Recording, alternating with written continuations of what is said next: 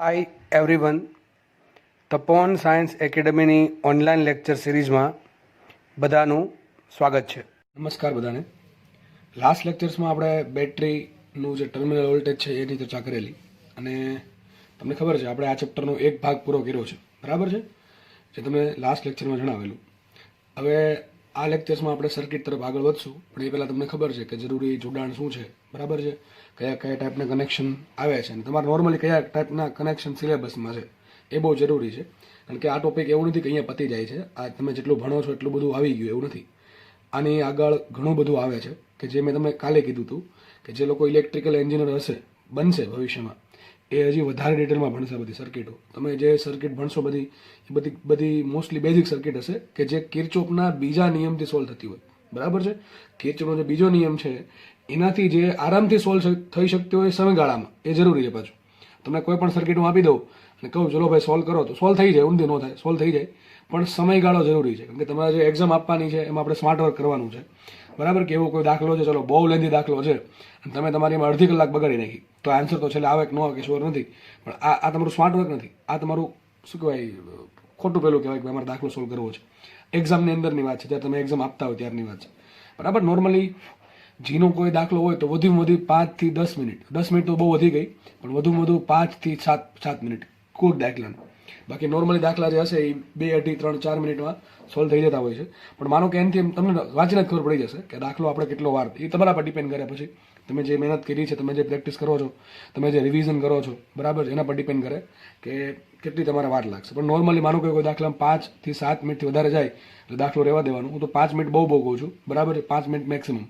એ પછી દરેક વ્યક્તિ પર અલગ અલગ હોય કે ભાઈ બીજા ક્વેશ્ચન કયા ટાઈપના છે અને કેટલા સમયમાં એ કવર કરી શકશે, બરાબર. અને તમે જ્યારે રફ વર્કનો યુઝ કરો ને તમને કોઈ આપે ત્યારે, બરાબર છે, તો એનું વ્યવસ્થિત રાખવું. એવું નહીં કે અડધું અહીંયા લખ્યું, અડધું બીજા પેજ પર, અડધું બીજા પેજ પર ને. એનું કારણ એ છે કે જ્યારે માનો કે તમારો સમય વધ્યો અને ફરી પાછો દાખલા પર આવવું છે તો તમે અડધું અહીંયા ગણતરી કરી હતી, અડધી અહીંયા ગણતરી કરી હતી, અડધી કંઈક પાછળ ગણતરી કરી હતી, એ તમને યાદ નહીં હોય. પણ ઓલામાં શું એક ફ્લોમાં ગણતરી કરી તમને યાદ રહેશે કે ભાઈ ચલો આપણે આ સ્ટેપ મૂક્યા હતા, આપણે અહીંયા આવીને અટકી ગયા હતા, બરાબર છે, તો અહીંયા જોઈ લેવાનું કે આમાં કંઈ ભૂલ હતી કે નહીં, બરાબર, પછી આગળ વધવાનું. એટલે વ્યવસ્થિત ગણતરી કરશો ને એટલે બહુ ફાયદો થશે આગળ જઈને. કે જ્યારે પાછો મને કે સમય વધ્યો અથવા બીજો દાખલો ગણતા યાદ આવ્યું ચલો આ ઓલા દાખલામાં તો આવું કંઈક કરવાનું આવે તો દાખલાનો આન્સર આવે, તો પાછા ન્યા જશો તમે તો જે ગણતરી કરી છે ટૂંકમાં જેટલી ગણતરી કરી છે 2 મિનિટ 3 મિનિટ એ તમારી વ્યર્થ ના જાય. એટલા માટે ઓલા બાકી શું થાય, આડેધડ ગમે ને લખવું છે ને તો તમારે ફરી પાછી ગણતરી કરવી પડશે. એટલા માટે કહું છું એક ફ્લોમાં વ્યવસ્થિત રીતે જો તમને સ્પેસ આપે છે, બરાબર છે, જીમાં અથવા નીટમાં, એનો વ્યવસ્થિત યુઝ કરવો. ઓકે, તો આવું વસ્તુ છે. નીટવાળાને તો ભાઈ ક્વેશ્ચન જ બહુ ઇઝી પૂછે, તમને ખબર જ છે, બરાબર, પણ સમય બહુ વધારે નહીં આપો કોઈ ક્વેશ્ચનને. વધુમાં વધુ 2 થી 3 મિનિટ, 3 થી 4 મિનિટ, બહુ વધારે નહીં, બરાબર, નીટમાં. બાકી સમય ઘટશે ડેફિનેટલી. બાકી તમે ગમે એટલો મોટો દાખલો ગણો તોય 4 માર્ક આવશે અને નાનો દાખલો ગણો તો 4 માર્ક આવશે. એટલે બધું એ થોડુંક સ્માર્ટ વર્ક કરવાનું. સ્માર્ટ વર્ક છે ને બહુ જરૂરી છે જીવનમાં, બહુ જરૂરી છે. તમે આડેધડ હાર્ડવર્ક કર્યા કરો ખાલી, જો એમ કહેતો હાર્ડવર્ક જરૂરી નથી, હાર્ડવર્ક એ જરૂરી છે. હાર્ડવર્ક થઈ ગયા પછી સ્માર્ટ વર્કનો વારો આવે, બરાબર. અથવા હાર્ડવર્ક કરવામાં સ્માર્ટ વર્કનો કંઈકનો કંઈક તો ફાળો હોવો જ જોઈએ, બરાબર છે. તો આ બધી વસ્તુ ધ્યાનમાં રાખવી અત્યારથી. તો હું તમને એવા દાખલા ગણાવીશ કે જે તમને પૂછાવાના ચાન્સીસ છે, પૂછાઈ શકે છે અથવા પૂછાઈ ગયેલા છે, બરાબર છે. આપણે આડાધડ ગમે સર્કિટ સોલ્વ નહીં કરીએ, એનો કોઈ મિનિંગ નથી. તમારે માનો કે અનસ્ટેબલ વિસ્ટમ બ્રિજ છે, બરાબર, બોર્ડમાં તમારે એનસીઆરટીમાં દાખલો છે તો બસ એ તમે જુઓ કેટલો બધો સમય લાગે એમાં, આટલો બધા ઇક્વેશન સોલ્વ કરતા, આ તે બધું, બરાબર છે. આ પછી અલગ અલગ પ્રમેય તમને આપું કે જે તમે એન્જિનિયરિંગમાં ભણવાના છો એ તમને પ્રમેય શીખવાડતો હતો તો કદાચ ઇઝીલી થઈ જાય, પણ એનો કોઈ અત્યારે કોઈ મિનિંગ નથી. કારણ કે બધું પૂછાવાનું નથી એટલા માટે, અને આપણે વધારાનું કરીને કોઈ મિનિંગ નથી એનું, બરાબર છે. કારણ કે જે પૂછાય છે એ કરવું જરૂરી છે પહેલાં, બરાબર. ઓકે, ચલો સ્ટાર્ટ કરીએ આપણે. તો આજે આપણે ભણશું અવરોધનું શ્રેણી અને સમાંતર જોડાણ. ચલો, શ્રેણી જોડાણ આમ ધોરણ 10 થી ભણતા આવ્યા છીએ કે શ્રેણી જોડાણ કોને કહેવાય, સમાંતર જોડાણ કોને કહેવાય. કોઈ પણનું હોઈ શકે, અવરોધોનું હોઈ શકે, કેપેસિટરનું હોઈ શકે, ઇન્ડક્ટરનું હોઈ શકે, તો ત્રણેયનું કોમ્બિનેશન હોઈ શકે, બરાબર છે. તો ચલો લખવું છે અવરોધોનું શ્રેણી અને સમાંતર જોડાણ. ચલો, તો મને કે 3 અવરોધ છે, R1, R2, R3.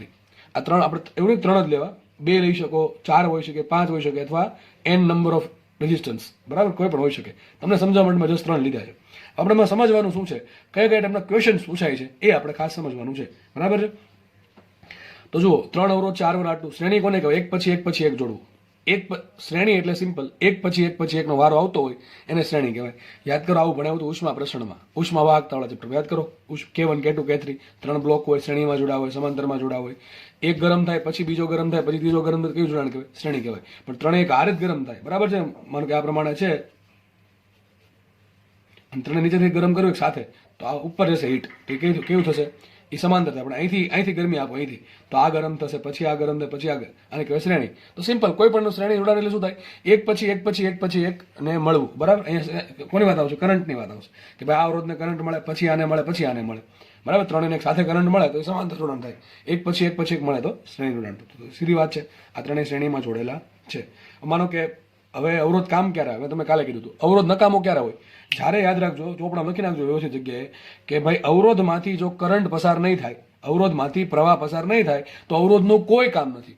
અવરોધ કામમાં ક્યારે આવે, અથવા અવરોધ ક્યારે એક્ટિવ થાય? ચલો એમ રાખીએ આપણે, અવરોધ એક્ટિવ ક્યારે થાય? જ્યારે એમાંથી કરંટ ફ્લો થાય. તો કરંટ જ ફ્લો નહીં થાય તો એનું મિનિંગ શું છે? બરાબર છે? તો માનો કે ત્રણ અવરોધ છે, R1 R2 R3, ત્રણેયને આપણે કરંટ તો ફ્લો કરવો પડશે. કરંટ ફ્લો કરવા માટે મેં બહારથી બેટરી જોડી દીધી V. આ V શું છે વિચારો? શું મેં સાઈડમાં એનો આંતરિક અવરોધ જોડ્યો છે? નથી જોડ્યો. મતલબ આ શું હશે? આ એનું છે ટર્મિનલ વોલ્ટેજ. જો V શું છે? ટર્મિનલ વોલ્ટેજ છે, બરાબર કે નહીં? જો મારે એમ કેવું હોય EMF, તો મારે એમ બે વસ્તુ કહેવી પડે. એવું જો કઈ નો આપ્યો તો એવું ધારવું પડે કે ભાઈ બેટરીનો આંતરિક અવરોધ શૂન્ય છે, અથવા મારે એનો આંતરિક અવરોધ આપવો પડે, બરાબર કે નહીં? પણ અહીંયા મેં શું લીધું છે? ડાયરેક્ટ ટર્મિનલ વોલ્ટેજ લીધો છે. હવે તમને ટર્મિનલ વોલ્ટેજમાં કોઈ કન્ફ્યુઝન હોવું જોઈએ નહીં, બરાબર? તો બેટરી છે જેનું ટર્મિનલ વોલ્ટેજ V છે, એને મેં અહીંયા જોડી દીધી છે. તો શું સાહેબ? કંઈ નહીં, આ બેટરી V શું ઉત્પન્ન કરશે? હવે સ્ટાર્ટ ક્યાંથી કરવાનું? મોટી બેટરીના ધન છેડાથી. આવું કેમ બોલું છું? મોટી બેટરી તમને રકમમાં એક કરતાં વધારે પણ બેટરી આપી શકે, તો સ્ટાર્ટ ક્યાંથી કરવાનું? હંમેશા મોટી બેટરી ધન છેડાથી. ચલો, અહીં એક જ બેટરી છે, એના ધન છેડામાંથી આપણે કરંટ, રેવાજીક પ્રવાહ કહેવાય એક્ઝેક્ટલી. શું કહેવાય? રેવાજીક પ્રવાહ, બરાબર છે? Traditional current. તો ટ્રેડિશનલ કરંટ છે એ ક્યાંથી ઉત્પન્ન કરવાનો? મોટી બેટરીના ધન છેડાથી. અહીંથી ઉત્પન્ન કરશું. ધારી લે I જેટલો કરંટ ઉત્પન્ન થાય છે. ધીમે ધીમે કરંટ આગળ વધ્યો, પહેલા R1 માંથી પસાર થયો, પછી R2 માંથી પસાર થયો, પછી R3 માંથી પસાર થયો, ફરી પાછો બેટરીના ઋણ છેડાને મળી જવું છું. અને એક વસ્તુ ધ્યાન રાખજો, જેટલો કરંટ બેટરીના ધન છેડામાંથી ઉત્પન્ન થાય છે, એટલો જ કરંટ બેટરીના ઋણ છેડામાં પાછો આવવો જ જોઈએ. જો ન આવે તો સમજવાનું કે આપણે સર્કિટમાં કંઈક લોચો માર્યો છે, બરાબર છે? અહીંયા તો ચલો સીધી વાત છે, I કરંટ આવી જશે. તો દેખીતી જ વાત છે, ત્રણેય અવરોધમાંથી I કરંટ, આમાંથી પણ I કરંટ અને આમાંથી પણ I કરંટ એક પછી એક પસાર થાય છે. ત્રણેયમાંથી કરંટ કેટલો પસાર થાય છે? I current. તો શ્રેણી જોડાણમાં શું હોય? બધા અવરોધોમાંથી પસાર થતો કરંટ સમાન હોય. આ પહેલી વસ્તુ ખબર પડી. શ્રેણી જોડાણની પહેલી વસ્તુ આપણે લાક્ષણિકતા મળી, બરાબર છે? પેલું આપણે એવું ખબર પડ્યું કે ગમે એટલા અવરોધ જોડ્યા હોય, દરેકમાંથી પસાર થતો પ્રવાહ કેવો હોય? સરખો હશે, બરાબર? તો બધાને આમ તો નાનપણની ખબર હશે, ધોરણ 10 થી આમ તો, બરાબર? છતાં પણ યાદ રાખવું બહુ કામ લાગશે સર્કિટ સોલ્વ કરતી વખતે. ત્રણ અવરોધ અથવા ગમે એટલા અવરોધ શ્રેણીમાં હોય તો દરેકમાંથી પસાર થતો પ્રવાહ કેટલો હશે? સમાન હશે. હવે પરિપથનો પ્રવાહ છે કેટલો? ચલો મારે એ શોધવું છે. તો આપણને ખબર છે શ્રેણી જોડાણનું અવરોધોનું સૂત્ર શું આવે? તો સીધી વાત છે, R ઇક્વિવેલન્ટ બરાબર શું આવશે?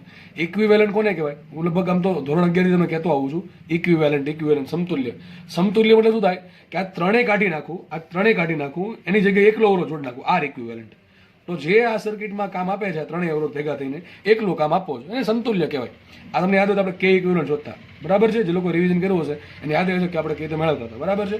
તો R ઇક્વિવેલન્ટ શું થાય? સીધી વાત છે, બધાને ખબર જ છે, R1 + R2 + R3. શ્રેણી જોડાણમાં થાય સરવાળો, તો R1 + R2 + R3, બરાબર છે? પરિપથનું કુલ વોલ્ટેજ કેટલું છે? V છે. પરિપથનું કુલ વોલ્ટેજ છે V. સૂત્ર યાદ રાખજો, પરિપથનો પ્રવાહ, કોઈ પણ પરિપથનો પ્રવાહ, આ સૂત્ર તમે લાગુ પાડી શકશો. સૂત્ર શું આવે? પરિપથનો પ્રવાહ બરાબર નેટ વોલ્ટેજ. એટલે કે નેટ વોલ્ટેજ એટલા માટે કહું છું કારણ કે ઘણી વખત સર્કિટમાં એક કરતાં વધારે બેટરી આપી હોય, અને એક કરતાં વધારે બેટરી આપી હોય ત્યારે અમુક બેટરી વિરોધકમાં હોઈ શકે, અમુક બેટરી સહાયક જોડાણમાં હોઈ શકે. એટલા માટે કહું છું લાગુ પાડેલ નેટ વોલ્ટેજ. શું લખ્યું મેં? લાગુ પાડેલ નેટ વોલ્ટેજ. અહીંયા તો કોઈ વાંધો છે નહીં કારણ કે એક જ બેટરી છે, તો લાગુ પાડેલ વોલ્ટેજ કેટલું? સિમ્પલ છે, બેટરીનું વોલ્ટેજ છે જ આપણા કેસમાં લાગુ પાડેલ વોલ્ટેજ છે. છેદમાં શું કરવાનું? પ્રવાહ બરાબર શું લખાય? વોલ્ટેજના છેદમાં અવરોધ. સિમ્પલ સૂત્ર શું છે? પ્રવાહ બરાબર વોલ્ટેજના છેદમાં અવરોધ. તો ચલો વોલ્ટેજ તો આપણને મળી ગયું V. છેદમાં પરિપથનો અવરોધ શું લખશું? તો અવરોધ આ ત્રણેયનો ભેગો લખવો પડે. આ ત્રણેય શેમાં છે? શ્રેણીમાં કે સમાંતરમાં? તો કે શ્રેણીમાં છે. શ્રેણીમાં સૂત્ર શું થાય? તો R ઇક્વિવેલન્ટ બરાબર આવશે R1 + R2 + R3. તો I બરાબર શું આવશે? લાગુ પડેલ વોલ્ટેજ V છેદમાં પરિપથનો સમતુલ્ય અવરોધ આવશે. પરિપથનો સમતુલ્ય અવરોધ એટલે શું આવશે? R equivalent. આમ પણ ચાલે. માટે I બરાબર વિના છેદમાં આપણા કેસમાં શું થશે? R1 + R2 + R3. આ તમારો જવાબ. આટલો પરિપથમાં કરંટ હશે, બહુ સિમ્પલ વસ્તુ છે. આવું પૂછશે નહીં સિમ્પલ, બરાબર છે? જો કે તમને કોમ્બિનેશન પૂછે, ખાલી શ્રેણી નો પૂછે, ખાલી સમાંતર નો પૂછે, બેનું કોમ્બિનેશન સર્કિટ પૂછે, કઈ વાંધો નહીં, આપણે બધું સોલ્વ કરશું, ચિંતા કઈ કરવી નહીં, બરાબર? હવે બીજું શું પૂછે? આમાં બીજું શું પૂછે? એક વસ્તુ યાદ રાખવી, તમને હંમેશા શું સર્કિટમાં મોટા ભાગે છે ધીમા દાખલા પૂછે છે. હજી કહું છું, મોટા ભાગે સર્કિટમાં જે ધીમા દાખલા પૂછે એમાં શું પૂછે છે, તમને કોઈ પણ અવરોધ આપ્યો હોય, બરાબર છે. હવે એમાં અવરોધ આપ્યો તેનો અવરોધ કેટલો છે તો આપી દીધું છે, ચલો આર આપી દેશે. હવે કોઈ પણ અવરોધ માટે 3 વસ્તુ હોય હંમેશા મોટી, કોઈ પણ અવરોધ માટે 3 વસ્તુ મેન હોય. કઈ હોય? એક તો એનો અવરોધ, એક એમાંથી કેટલો કરંટ પસાર થાય છે એ, અને એમાં બે છેડા વચ્ચે કેટલો વોલ્ટેજ છે. તો આ 3 વસ્તુ યાદ રાખો. હંમેશા અવરોધમાં 3 વસ્તુ તમને પૂછી શકે. એક તો અવરોધ આઈ ને વી. હવે 3 માંથી એક તો આપ્યું જશે. અવરોધ તો આપ્યો હોય કે ન આપ્યો હોય, બરાબર છે. અવરોધ ચલો આપી દે. અવરોધ ન આપ્યો હોય તો આ અથવા વી માંથી કંઈક આપ્યું હશે. બીજું, માનો કે તમને અવરોધ આપી દીધો, મોટા ભાગના 99.9999 કેસમાં અવરોધ તમને આપી દેશે. બીજું શું પૂછે? તમને એમ પૂછે કે જે અવરોધ છે એમાંથી કેટલો કરંટ પસાર થાય છે. તો આ મળી જાય, એ જોવું પડે સર્કિટ, કઈ સર્કિટમાં કરંટ, કઈ સર્કિટમાં આને જોડેલો છે, કઈ જગ્યાએ જોડેલો છે, શ્રેણીમાં જોડ્યો છે, સમાંતરમાં જોડ્યો છે, બરાબર. બધું ઘણું બધું આપણે જોશું. તો બીજી વસ્તુ શું પૂછી શકે? તો પહેલી જ વસ્તુ કહેવાય ને, તો આપ્યો એટલે પેલું પૂછી શકે તમને પ્રવાહ, કે આ અવરોધમાંથી કેટલો કરંટ પસાર થાય છે. પહેલી વસ્તુ થઈ ગઈ. બીજી વસ્તુ શું પૂછી શકે? બીજી વસ્તુ પૂછે તો આવું પૂછે કે આ જે અવરોધ છે એના બે છેડા વચ્ચે વોલ્ટેજ કેટલું. માનો કે એક આ છેડો છે ને આ છેડો છે, બરાબર છે. આ તો સુવાહક વાયર છે એ થઈ ગયા સુધી, એટલે આપણે એનો કોઈ અવરોધ ગણશું નહીં. તમને બીજું આમ પૂછે કે આ અવરોધના બે છેડા વચ્ચે કેટલું વોલ્ટેજ હશે, તો કેટલું વોલ્ટેજ મળે? IR. તો V બરાબર શું આવે? IR. તમને I મળશે ઓટોમેટિક, V તો મળી જવાનું છે. ટૂંકમાં તમને એક વસ્તુ ઓલરેડી આપી દીધી, અવરોધ તો આપી દીધો છે. પછી શું શોધવાનું? અવરોધ, પ્રવાહ શોધવાનું. અને પ્રવાહ મળે ઓટોમેટિક વોલ્ટેજ મળે, V બરાબર IR. તમને 3 આ ટૂંકમાં તમને આ રીતનો દાખલો પૂછે. તમને ગમે સર્કિટ આપી દેશે, એ સર્કિટમાં બેટરી બધું આપી દેશે, પછી શું કહે છે, કોઈ પણ અવરોધ કહી દેશે કે ચલો આ અવરોધ છે એના બે છેડા વચ્ચે વોલ્ટેજ કેટલો હશે, અથવા આ અવરોધ છે એમાંથી કેટલો પ્રવાહ પસાર થાય. અથવા આમ પૂછે કે આ અવરોધ ને બીજો અવરોધ, આમાંથી કેટલો પ્રવાહ પસાર થાય અને આમાંથી કેટલો પ્રવાહ થાય, બરાબર. બેનો ગુણોત્તર પૂછે, અથવા બેનો વોલ્ટેજનો ગુણોત્તર પૂછે. આવું બધું કર્યા કરે. અથવા આનો પાવર પૂછે, આનો ચલો પાવર પણ પૂછો, ઘણી વખત પૂછો છું પાવર પૂછે. તો પાવરનું સૂત્ર તમને ખબર હોવી જોઈએ. સૂત્ર શું આવે? P બરાબર VI. P બરાબર VI, એ તો બધાને ખબર છે ને, P બરાબર VI. પછી બીજું સૂત્ર છે P બરાબર V છે, એમને રાખીએ. I બરાબર શું લખાય? V by R. તો શું આવશે? V²/R. ગોખવાનું આમ વિચારવાનું હોય, બરાબર છે. તો ત્રીજું સૂત્ર શું આવશે? P બરાબર V²/R. અને ત્રીજું સૂત્ર V ને કાઢી નાખીએ. V બરાબર શું લખાય? IR. તો I²R. તો 3 સૂત્ર છે પાવરના, બરાબર. પાવર નહીં પૂછે તો પાવરનો ગુણોત્તર પૂછે કે આ અવરોધનો પાવર અને બીજા અવરોધનો પાવર કેટલો કન્ઝ્યુમ કરે છે, બરાબર છે. એનો ગુણોત્તર શોધો, તો કઈ વાંધો નહીં, બરાબર છે. તો મોટા ભાગે છે ને યાદ રાખજો, રકમમાં તમને R આપ્યો હોય તો સૂત્ર આપણે બેમાંથી એક વાપરશું, એક તો V²/R અથવા I²R. મોટા ભાગે આ વાપરશું. ઓકે, તો આવું છે ભાઈ. આવા દાખલા તમને પૂછાય છે, આવા દાખલાની પ્રેક્ટિસ કરવી, બરાબર. ક્યારેક સર્કિટ સોલ્વ કરવાનો દાખલો ક્યારેક પૂછી નાખશે, બાકી સર્કિટ સોલ્વ કરવાનો દાખલા બહુ ઓછા પૂછે છે. મોસ્ટલી શું પૂછે? સર્કિટમાંથી કોઈ બ્રાન્ચમાંથી કેટલો પ્રવાહ પસાર. યાદ રાખજો, મોટા ભાગે દાખલા આવા જ હશે ગણતરીવાળા, બરાબર છે. ખાલી સર્કિટવાળા સિમ્પલ દાખલા બહુ ઓછા, રેરલી જોવા મળે, બહુ જોવા મળે છે ઓછા. બાકી બેઝિક અમુક સર્કિટ છે પૂછશે, બાકી મોટા ભાગના કેસમાં આવું જ પૂછશે. જો આ ટોપિકમાંથી ક્વેશ્ચન આવશે ને, તો સર્કિટમાંથી ક્વેશ્ચન આવશે તો કિર્ચોફનો સેકન્ડ લો, બરાબર છે. કિર્ચોફનો જે બીજો નિયમ છે એના આધારિત દાખલા વધારે મેક્સિમમ પૂછશે. એમાં શું પૂછે? કોઈ બ્રાન્ચમાંથી કેટલો કરંટ પસાર થાય છે, કોઈ અવરોધમાંથી કેટલો કરંટ પસાર થાય છે, અવરોધના બે છેડો છે, PD કેટલો છે, કેટલો પાવર છે, આવું બધું પ્રશ્ન પૂછે છે. એટલે મેં તમને શરૂઆતમાં જ કહી દીધું છે કે આવું બધું પૂછશે. એટલે આપણે એ ગણતરીમાં રહેવાનું છે. માનો કે આ સર્કિટ છે, હું આ સર્કિટમાં તમને પ્રશ્ન પૂછું કે ભાઈ આ અવરોધ છે એમાંથી એના બે છેડા વચ્ચે વોલ્ટેજ કેટલો. ચલો હું એમ પ્રશ્ન પૂછ્યો મેં તમને કે આ અવરોધના બે છેડા વચ્ચે વોલ્ટેજ કેટલો. તો વોલ્ટેજ ક્યારે મળે? અવરોધના બે છેડા વચ્ચે વોલ્ટેજ ક્યારે મળે?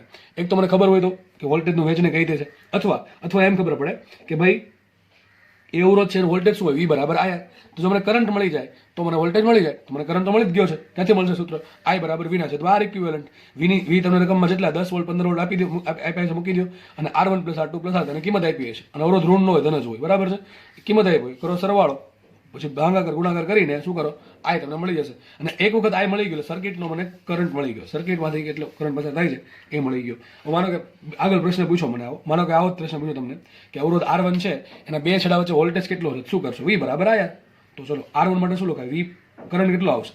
I1 બરાબર. ચલો મેં સિમ્પલ નામ આપ્યું છે I1 કેટલો આવશે? I જેટલો આવશે. ત્રણેય માટે, આના માટે કરંટ I આવશે, આના માટે પણ કરંટ I આવશે, અને R3 માટે પણ કરંટ I આવશે, કારણ કે ત્રણેય શ્રેણીમાં છે. ત્રણેય શેમાં છે? શ્રેણીમાં. ચલો કરંટ મળી ગયો. વોલ્ટેજ કઈ રીતે મળે? તો આના બે છેડા વચ્ચે વોલ્ટેજ કેટલો આવશે? V1 બરાબર IR1. સિમ્પલ. આના બે છેડા વચ્ચે વોલ્ટેજ કેટલો આવશે? V2 બરાબર IR2. અને આના બે છેડા વચ્ચે વોલ્ટેજ આવશે V3 બરાબર IR3. ત્રણેયમાં I કેમ સમાન આવ્યું? I એટલા માટે સમાન આવ્યું ત્રણેય શ્રેણીમાં જોડેલા છે. બસ આ વસ્તુ પૂછે. તમને ત્રણેય અવરોધના છેડા વચ્ચે શું મળી ગયા? વોલ્ટેજ મળી ગયા. મતલબ આવો થયો. જો મતલબ શું થયો સમજો. બહુ મસ્તીની વાત કહેવા જઈ રહ્યો છું, અને શોર્ટકટ છે દાખલા સોલ્વ કરવામાં, તમારો સમય બચાવશે. જો મને આ સર્કિટ સોલ્વ કરી એવી ખબર પડી, શ્રેણી જોડાણની સર્કિટ સોલ્વ કરીને, ભાઈ શ્રેણી જોડાણ છે ને બતાવો હોય તો 2 મિનિટમાં પતી જાય. પણ આ બધું એક્સ્ટ્રા એટલા માટે ખેંચું છું કે બેઝિક છે, આ બધું બેઝિક છે. આ બધું આવડી ગયું તો આવડી ગયું, નહીં આવડે તો ગોખવું પડશે. એટલા માટે બેઝિક વ્યવસ્થિત ક્લિયર કરો એટલે સર્કિટ ફટાફટ સોલ્વ થશે. તો મને સોલ્વ કરીને એ ખબર પડી કે જે વોલ્ટેજ છે, વોલ્ટેજ એને 3 ભાગ પડે છે. વોલ્ટેજ છે એને 3 ભાગ પડે, આમ તો 4 ભાગ પડે પ્રેક્ટિકલમાં. આ બધા વાયર છે ને, બધા વાયરે પણ શું કરે, થોડુંક અવરોધ ધરાવે, એટલે એ પણ થોડોક વોલ્ટેજનો વ્યય કરે. પણ આપણે એવું માનશું, મેં તમને પહેલાં કીધું હતું કે આ બધા વાયર આપણે કેવા ગણશું, સુવાહક, એટલે આપણે એનો અવરોધ 0 ગણશું. બરાબર છે. તો અત્યારે આપણે જોઈને એવું લાગે કે 3 અવરોધો છે એ આ વોલ્ટેજ વાપરે છે. ચલો આ કેટલું વાપરશે, આ વાપરશે V1, આ કેટલું વાપરે V2 વાપરે, અને આ કેટલું વાપરે V3 વાપરે. બરાબર છે. તો કુલ કેટલું છે, V છે, તો V ના 3 ભાગ પડે, V બરાબર V1 plus V2 plus V3. તમને વિશ્વાસ ન હોય તો કામ કરવાનું, V એમ રાખો, આ V1 બરાબર IR1 મૂકો, V2 બરાબર IR2 મૂકો, અને V3 બરાબર IR3 મૂકો. તો કોમન શું આવશે, I કોમન આવી ગયો, એથી કોમન શું આવે, I કોમન આવી ગયો, અંદર શું વધે, R1 plus R2 plus R3. પણ R1 plus R2 plus R3 શું કહેવાય, R ઇક્વિવલન્ટ શું આવી ગયું, I ઇન્ટુ R ઇક્વિવલન્ટ, અહીંયા તો આવી ગયું. આવી ગયું સાબિત થઈ જશે, ઓટોમેટિક સાબિત થઈ જશે. જો કે સાબિત કરવાની જરૂર છે નહીં. તો સિમ્પલ આપણને એટલી ખબર પડી કે આ વોલ્ટેજના 3 ભાગ પડે છે. હવે તમને દાખલા શું પૂછે ખબર છે, તમને આમ સર્કિટ આપી દે, તમને સર્કિટ આપી દે. ચલો મારે છે ને એક કામ, તમને પ્રશ્ન પૂછું, મારે સર્કિટમાં કરંટ શોધ્યા વગર મારે એ નક્કી કરવું છે કે ત્રણેયના ભાગમાં કેટલા ગુણોત્તરમાં વોલ્ટેજ આવે. ફરીથી કહું છું, ત્રણેયના ભાગમાં કેટલા ગુણોત્તરમાં વોલ્ટેજ આવે, કે ભાઈ 1:2:3 કે 3:4:5 કે કઈ રીતે આવે છે. તો સર ખબર કેમ પડે, આમ આપણે જો આપણે જોઈને ખબર પડે V1 બરાબર શું આવશે, IR1 આવશે. ત્રણેયમાં કરંટ કેવો સરખો છે, તો અહીં કેટલું વોલ્ટેજ આવશે, IR1, આના બે છેડા વચ્ચે IR2, આના બે છેડા વચ્ચે IR3. સમજો ખાસ, બરાબર છે. હવે ત્રણેયનો ગુણોત્તર લો, V1 જેમ, સમજો ત્રણેયનો શું લઉં છું ગુણોત્તર, તો V1 જેમ V2 જેમ V3 કરીશ તો શું આવશે, IR1 જેમ IR2 જેમ IR3. મતલબ શું થયું, I તો ઉડી ગયા, વધ્યું શું, સાબિત શું થયું, V1 જેમ V2 જેમ V3 બરાબર, સાબિત શું થયું, R1 જેમ R2 જેમ R3. સમજ શું પડે, આના પરથી ખબર એવી પડે કે V1 મોટું, V2 મોટું, V3 મોટું, ખબર કોના પર આધાર રાખશે, R1 R2 R3 પર. લખાઈશું શ્રેણી જોડાણમાં શું આવશે, V પ્રપોર્શનલ ટુ R. શું આવશે, V પ્રપોર્શનલ ટુ R. કારણ શું, શ્રેણી જોડાણ છે, સૂત્ર શું આવે, V બરાબર, આમાં ગોખવાનું આમ વિચારવાનું હોય, V બરાબર શું આવે, V બરાબર આવે IR. ત્રણેયમાં શ્રેણી જોડાણ છે, અવરોધ કેવો, સોરી પ્રવાહ કેવો હશે, સરખો હશે, તો વધુ શું, V પ્રપોર્શનલ ટુ R. તો જેનો અવરોધ મોટો એને વધારે વોલ્ટેજ મળે. શ્રેણી જોડાણમાં જે અવરોધ મોટો હશે એ વધારે શું લે, વોલ્ટેજ લે. પછી આમાં એવું ન આવે કે વધારે પ્રવાહ કોણ લે, પ્રવાહ વધારવાની વાત જ ન આવે. કારણ શું, ત્રણેયને પ્રવાહ સરખો મળશે, શ્રેણી જોડાણ છે બકા. એટલે સમજ પડે છે. તો થોડુંક આમ લાગુ છે કે અલગ ભણીએ છીએ, એમ આપણે કંઈક અલગ તૈયારી કરીએ એમ લાગુ છે, બરાબર છે. આપણે આ બધું વસ્તુ એટલા માટે ડિટેલમાં સમજાવું છું કે આ બધું બેઝિક ક્લિયર કરવું પડે પહેલાં, બરાબર છે. ડાયરેક્ટ સર્કિટ સોલ્વ કરે તો એ તમને આવડી જ જાય કે નો ડાઉટ. પણ આ બધી ક્લિયર હોય ને આ વસ્તુ, તો વિચારતા સારું આવડે આપણને. તો શ્રેણી જોડાણમાં મને ખબર શું પડી, ત્રણેયના ભાગમાં અલગ અલગ વોલ્ટેજ આવશે. વધારે વોલ્ટેજ કોનું મળશે, જેનો અવરોધ વધારે એને વધારે વોલ્ટેજ મળે શ્રેણી જોડાણમાં. તો લખી નાખજો તમારે ચોપડીમાં, તમારા બરાબર, તમારા બુકમાં લખી નાખજો, મેં નથી લખવામાં કંઈ, પણ લખી નાખજો આવું કે શ્રેણી જોડાણમાં ત્રણેય અવરોધો માટે પ્રવાહ સમાન હોય છે, પરંતુ V બરાબર IR પરથી V proportional two R. I તો સમાન, I ત્રણેયમાં કોમન છે, તો V પ્રપોર્શનલ ટુ R. તો જે અવરોધ મોટો એનું વોલ્ટેજ મોટો, બરાબર કે નહીં. મને કે આ 2 વોલ્ટ છે, 2 ઓહમનો અવરોધ છે, આ 4 ઓહમનો અવરોધ છે, ના મને કે 8 ઓહમનો અવરોધ છે, તો સબી શું થાય, આને વધારે વોલ્ટેજ મળે. કેટલું વોલ્ટેજ મળે, 2:4:8 કરો, 2:4:8 એટલે શું આવશે, 2 કોમન લઈએ તો શું આવશે, 1:2:4. તો મને કે 2 4 ને 2 6 ને 7, 7 વોલ્ટની બેટરી હોય ને, 7 વોલ્ટની બેટરી હોય ને, 7 વોલ્ટની બેટરી, તો આને 4 વોલ્ટ મળે, બરાબર, આને 2 વોલ્ટ મળે, આને 1 વોલ્ટ મળે, એવું સાબિત થાય. જો 14 વોલ્ટની બેટરી હોય તો ડબલ થઈ જશે. સમજ પડે કે ન પડે, તો આવું બધું છે. તો આ બધું તમારે વિચારવાનું છે કે આવું થાય આમાં, ખરી શ્રેણી જોડાણ, ચલો પ્રવાહ સમાન, એવું બધું નથી વિચારવાનું, આવું બધું વિચારવાનું છે, બરાબર. તો આઈ થિંક શ્રેણી જોડાણમાં કોઈને વાંધો નહીં હોય. આપણે હવે નેક્સ્ટ પ્રયાણ કરીએ સમાંતર જોડાણ તરફ ફટાફટ. તો ચલો જોઈ લઈએ સમાંતર જોડાણ. બધે નામ તો આવડે છે સમાંતર જોડાણ શું છે. તો કંઈ નહીં, જે અવરોધોને આપણે શ્રેણીમાં જોડાતા એક પછી એક આમાં સમાંતરમાં જોડવાના છે. ટૂંકમાં બધાને એક સાથે કરંટ જવો જોઈએ, એવું નહીં એક પછી એક. પહેલાને કરંટ મળે પછી બીજાને મળશે પછી ત્રીજાને મળશે, એવું નહીં. તો સર્કિટ બધાને ખબર જ હોય કે આ ટાઈપની સર્કિટ હોય કે જેમાં કરંટ, જે અવરોધો છે એના જે છેડા છે ને એ કોમન બિંદુ સાથે જોડાયેલા હોય. હું શું બોલો, ધ્યાનથી સમજો.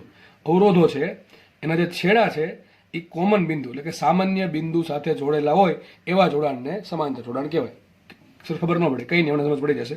તો 3 અવરોધ છે, R1 R2 R3, આ ત્રણેયને સમાંતરમાં જોડેલા છે.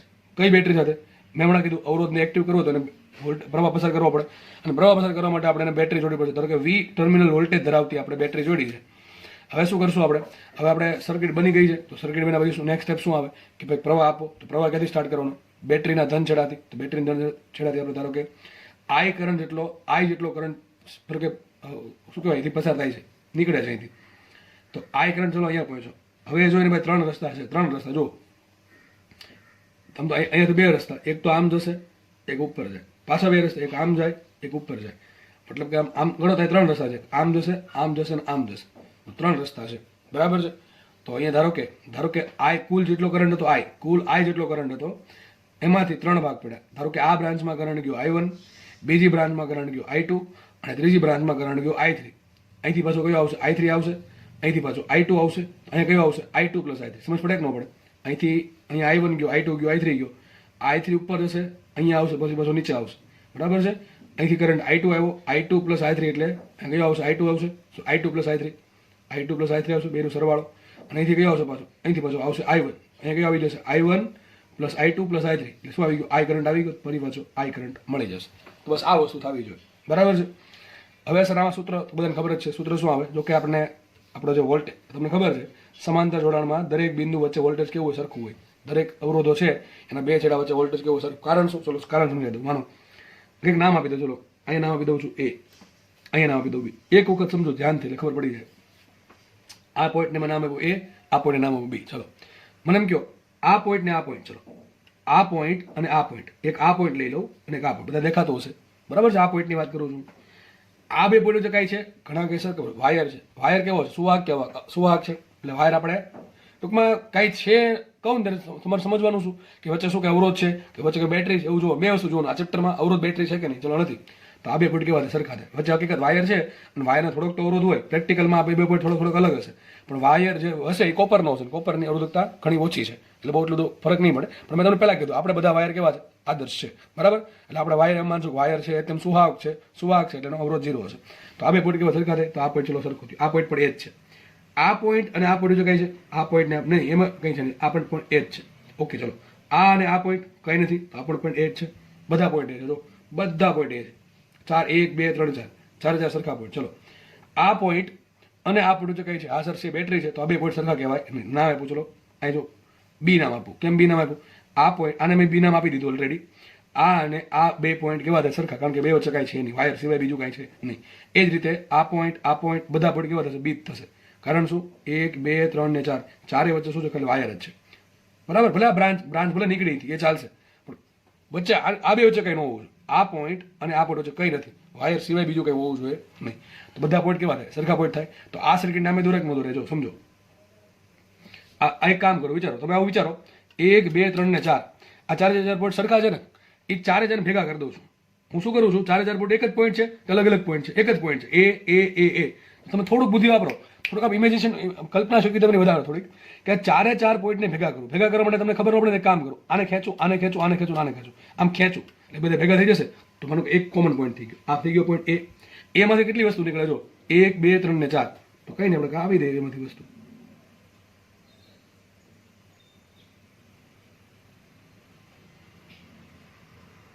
થઈ ગયું? સમજ પડી કે ન પડી? બધી વસ્તુ ભેગી થયા છે બી પોઈન્ટ પર. તો બી પોઈન્ટ પર એક જ છે. આ બધાને ખેંચીને ભેગા કરી દો, બરાબર કે કંઈક થઈ જશે. પતી ગયું. લ્યો, આ સર્કિટ જ છે. હમણાં શું બોલ્યો તો હમણાં હું? સમાંતર જોડાણ કોને કહેવાય? કે જ્યારે બધા અવરોધો એક કોમન પોઈન્ટ સાથે જોડેલા હોય. જો દેખાય છે 1 2 3 બધા અવરોધ ક્યાં જોડાય? કોમન પોઈન્ટ સાથે. દેખાય કે નહીં? બેટરી પણ આવી જશે, બરાબર કે નહીં? તો વિચારો, આ પોઈન્ટ ને આ પોઈન્ટ વચ્ચે વોલ્ટેજ કેટલો દેખાય છે? આ વોલ્ટેજ છે V. બધા વચ્ચે વોલ્ટેજ કેટલો આવશે? V. બધા ભાગમાં કેટલો વોલ્ટેજ આવે? V વોલ્ટ આવે. આકૃતિ બધી ખબર પડી જાય કે બધાને ભાગમાં V વોલ્ટેજ આવે, કારણ કે બધા ક્યાં જોડેલા છે? કોમન પોઈન્ટ સાથે જોડેલા છે. તો અવરોધના સમાંતર પહેલા પોઈન્ટ શું ખબર પડે? કે તમામ અવરોધોના 2 છેડા વચ્ચે વોલ્ટેજ સરખો હોય. લખી નાખો તમે ચોપડામાં કે બધા અવરોધોના છેડા વચ્ચેનો વોલ્ટેજ સમાન હોય છે. કેટલો હશે? બેટરી જેટલો વોલ્ટેજ હશે એટલો હશે. હા, પણ જો આ અવરોધ જોડી દે ને અવરોધ, તો એટલું થોડોક વોલ્ટેજ આ લઈ લેશે, પછી જે વધે એ બધાને ભાગમાં મળશે. એ બધી વસ્તુ અલગ છે. આપણે સર્કિટ જોશું ત્યારે જોશું, બરાબર. અહીંયા અવરોધ આપી દે તમને. મતલબ શું થયો? કે બેટરીનું વોલ્ટેજ V હતું, પણ એમાંથી આ ભાઈ થોડુંક લઈ લે છે પહેલેથી. તો આ બધાને કેવું મળે? થોડુંક ઓછું મળે. કેટલું મળે? તો જેટલું મળશે એ ત્રણેયને સરખું જ મળશે. મને કે 10 વોલ્ટની બેટરી છે, એમાંથી આ ભાઈ પહેલેથી 2 વોલ્ટ લઈ લે છે, વધુ કેટલું? 8 વોલ્ટ. તો આ 2 છેડા વચ્ચે વોલ્ટેજ 8 8 8 8, ત્રણેય ભાગમાં 8 વોલ્ટ આવે. તો પહેલામાં શું V સમાન. ચલો, અવરોધના સમાંતર જોડાણમાં દરેક અવરોધના 2 છેડા વચ્ચેનો વોલ્ટેજ સમાન હોય. હવે સૂત્ર શું? ચલો આ અવરોધ છે, આ અવરોધ બરાબર છે. મારે ધારો કે એમ કીધું આમાંથી પ્રવાહ શોધો, તો શું કરવું પડે? મારે પ્રવાહ શોધવા માટે શું કરવું પડે? મારી પાસે જો વી બરાબર આઈ આર, હંમેશા સૂત્ર એક જ યાદ રાખવાનું, વી બરાબર આઈ આર. તો સૂત્ર વિચારો, વી બરાબર આઈ આર. હવે તમને સોરી આમ લખવું પડે ને, વી વન બરાબર આઈ વન આર વન, બરાબર છે, આઈ વન આર વન. તો ચલો અવરોધ તો મને મળી ગયો, આર વન તો આપેલો છે, અને મને એ પણ ખબર છે વી વન શું હશે, અને બે છેડા વચ્ચે કેટલું હશે? વી હશે. તો આ કેટલું છે? વી. તો વી તો મને ખબર છે, બેટરી આપી હશે એટલું જ હશે, બરાબર છે. તો વી મને મળી ગયું. વધે શું? આઈ વન. આઈ વન મળે કે ન મળે? આરામથી મળે. જો શું મળશે? આઈ વન મળશે કે ન મળે? આઈ વન મળશે અહીંયા, કારણ કે આપણને વી ખબર છે, આપણને આર વન ખબર છે. એ જ રીતે આઈ ટુ મળશે. હા, વી બરાબર I two R two. I two ને કરતા બનાવો, અને અહીંયા શું મળશે? વી બરાબર આઈ થ્રી આર થ્રી. હવે આના પરથી આપણે ખબર એવી પડે છે કે સૂત્ર શું હતું આપણું? ચલો અહીં લખું છું. સૂત્ર હતું આપણું વી બરાબર આઈ ટુ આર ટુ. ચલો આવું લખું, બરાબર. ચલો ત્રણેય માટે વી કેવા છે? ત્રણેય માટે વી કેવા છે? સરખા છે. તો જો મતલબ શું થયો? આપણે આઈ ટુ કરતા બનાવો, આઈ ટુ બરાબર શું આવશે? વીના છેદમાં આર ટુ. સમજો, ખાસ સમજો, ખાસ સમજો, બરાબર છે. તો આઈ ટુ બરાબર શું મળશે? વીના છેદમાં આઈ ટુ. એ પ્રમાણે આઈ વન બરાબર શું મળશે? વીના છેદમાં આર વન. આઈ થ્રી બરાબર શું મળે? વીના છેદમાં આર થ્રી. આઈ ફોર બરાબર શું મળે? વીના છેદમાં આર ફોર. તો કહેવા શું માંગુ છું કે આઈ પ્રપોર્શનલ ટુ 1/r છે. જો શ્રેણી જોડાણમાં શું હતું? કોને વોલ્ટેજ વધારે મળતું હતું? જેનો અવરોધ મોટો હતો એને વધારે વોલ્ટેજ મળતું હતું. અહીંયા સમાંતર જોડાણમાં ઉલટું થઈ ગયું. સમાંતર જોડાણમાં ભાઈ ગોખો નથી, ગોખવાનું કંઈ નથી, યાદ આવું રાખવાનું છે વી બરાબર આઈઆર હોય. ચલો સમાંતર જોડાણ આવ્યું તો આ તો ચલો અચળ છે, એ ભૂલી ગયા. વધ્યું શું? આઈઆર. તો લખાય શું? આઈ પ્રપોર્શનલ ટુ 1/r. શું લખાય? આઈ પ્રપોર્શનલ ટુ 1/r. તો મતલબ શું થયો? જે બ્રાન્ચનો અવરોધ મોટો એ બ્રાન્ચમાં કરંટ નાનો. 3 બ્રાન્ચ છે, કરંટ આઈ છે, 3 ભાગ પડે છે, તો કઈ બ્રાન્ચમાં સૌથી ઓછો કરંટ જાય? તો કરંટ એવો છે ને આમ ભાઈ, ભગવાનનું વરદાન મળે છે કરંટને ભાઈ, કે એ ગતિ કરે ને, કરંટ ફ્લો થાય ને, એ પહેલાને ખબર પડે કઈ બ્રાન્ચમાંથી કેટલો પસાર થવું. ક્યાંથી જોઈ? અહીંથી જોઈ લે, અહીંથી જોઈ લે કે સાલા 3 અવરોધો છે. હવે નામ વિચારો ને, અવરોધ. અવરોધ કોને હોય? વોલ્ટેજને અવરોધ નડે કે કરંટને નડે? ગતિ કોને કરવાનું છે? ફ્લો કોને થવાનું છે? પ્રવાહને ફ્લો થવાનું છે, બરાબર છે. અવરોધ નડે કોને? વોલ્ટેજને નડે કે કરંટને નડે? પ્રવાહને નડે. કોને નડે? પ્રવાહને નડે. અવરોધ નામ અવરોધ. અવરોધ શેનો અવરોધ? પણ અરે કરંટ ફ્લો થવાનો અવરોધ. તો કરંટ અહીંથી વિચારી લેશે કે સાલા 3 અવરોધો છે, અમારે થોડુંક તો પસાર થવું પડે, ત્રણેયમાંથી થોડું તો પસાર થવું જ પડે, બરાબર છે. હવે એ વિચાર લેશે કે જે બ્રાન્ચમાં અવરોધ વધારે છે ત્યાંથી પસાર થતું કામ થાવ. હું તમને કહું, તમારા પાસે 3 રસ્તા છે. એક છે ડામરનો રોડ છે, એક થોડોક આમ શું કહેવાય ખાડા ખરબચડાનો રોડ છે, અને એક મળો કાંટાળો રસ્તો છે. તમને કહી દીધું કે ભાઈ પસાર થવાનું છે, પણ તમારે ત્રણેયમાં થોડુંક અંતર કાપવાનું તમારી ઈચ્છા અનુસાર, બરાબર. 3 રસ્તા છે અને ત્રણેયમાંથી તમારે થોડુંક અંતર કાપવાનું છે. તમે વધારે ક્યાંથી કાપશો? સીધી વાત છે, ડામરનો રોડ છે ત્યાંથી. અને કાંટાવાળા રસ્તા પર તો ભાઈ પગ મૂકીને નીકળી જશો, એના જેવું છે. થોડુંક પસાર તો થવું જ પડશે, પણ કઈ બ્રાન્ચમાંથી કેટલું પસાર થવું એ કરંટ ડિપેન્ડ કરે, બરાબર. કોના પર ડિપેન્ડ કરે? આમ તો અવરોધ પર. તો સમજ એવી પડે કે જે બ્રાન્ચનો અવરોધ સૌથી વધારે ત્યાંથી કરંટ ઓછો જાય. સીધી વાત જ છે ને, અવરોધ જ નામ છે. બ્રાન્ચમાં ઓલરેડી અવરોધ કરંટ કે અહીંયા જવું શું કામ જોવે? માનો કે આર થ્રી સૌથી મોટા હોય તો આઈ થ્રી સૌથી નાના હશે, આર ટુ વચ્ચે તો આઈ ટુ થોડાક મોટા હશે, અને આર વન સૌથી નાના હોય તો આઈ વન સૌથી મોટા હશે. તો આઈના 3 ભાગ પડે. આઈ બરાબર I one plus I two plus I three. શું લખાય? આઈ બરાબર I one plus I two plus I three. બરાબર છે. તો લખ્યું છે અવરોધ આર વન માટે વી વન બરાબર વી છે, આર ટુ માટે વી ટુ બરાબર વી છે, આર થ્રી માટે વી થ્રી બરાબર વી છે, બરાબર. આઈ વન બરાબર શું? વીના છેદમાં આર વન, આઈ ટુ બરાબર વીના છેદમાં આર ટુ, આઈ થ્રી બરાબર વીના છેદમાં આર થ્રી.